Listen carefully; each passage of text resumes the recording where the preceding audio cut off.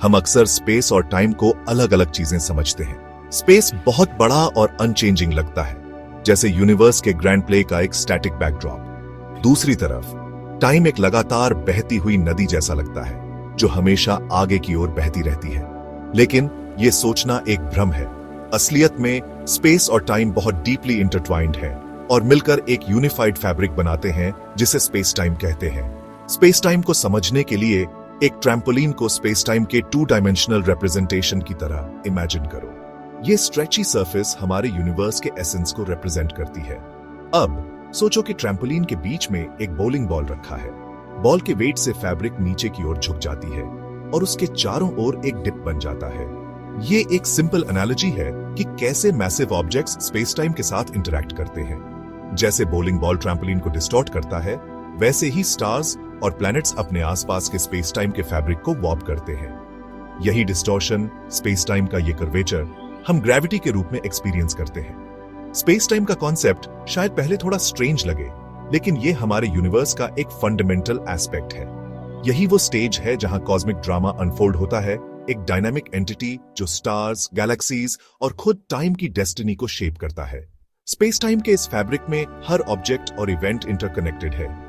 जब massive objects move करते हैं तो वे स्पेस टाइम में रिपल्स क्रिएट करते हैं, जिन्हें ग्रेविटेशनल वेव्स कहते हैं। ये वेव्स लाइट की स्पीड से ट्रैवल करती है और हमें यूनिवर्स के सबसे वायलेंट इवेंट्स के बारे में जानकारी देती है, जैसे ब्लैक होल्स का कलिजन या न्यूट्रॉन स्टार्स का मर्जर। स्पेस टाइम का ये इंट्रिकेट डांस हमें यूनिवर्स की गहराइयों में झांकने का मौका देता है। ये हमें बताता है कि हम एक इंटरकनेक्टेड कॉस्मोस का हिस्सा है, जहां हर चीज एक दूसरे से जुड़ी हुई है।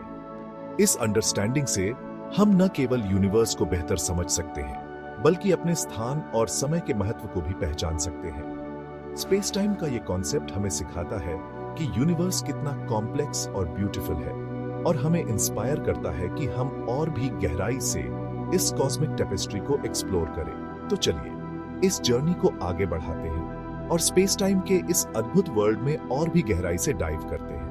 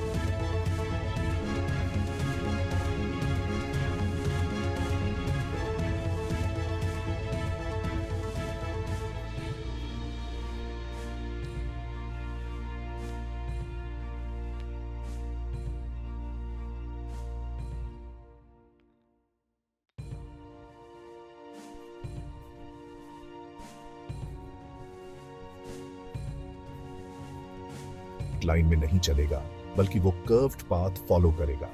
जैसे ही ये बॉलिंग बॉल के पास आएगा, मार्बल उसकी तरफ कर्व करेगा, ट्रैम्पोलिन के डिप के कॉन्टूर्स को फॉलो करते हुए। ये कर्वेचर ही ग्रेविटी का एसेंस है। ये इस बात का एनालॉगस है कि ग्रेविटी स्पेस टाइम में कैसे काम करती है। जब कोई मैसिव ऑब्जेक्ट स्पेस टाइम को डिस्टॉर्ट करता है, तो दूसरे ऑब्जेक्ट्स उसके कर्वेचर को फॉलो करते हैं। मैसिव ऑब्जेक्ट्स जैसे स्टार्स और प्लैनेट्स स्पेस टाइम में डिस्टॉर्शंस क्रिएट करते हैं।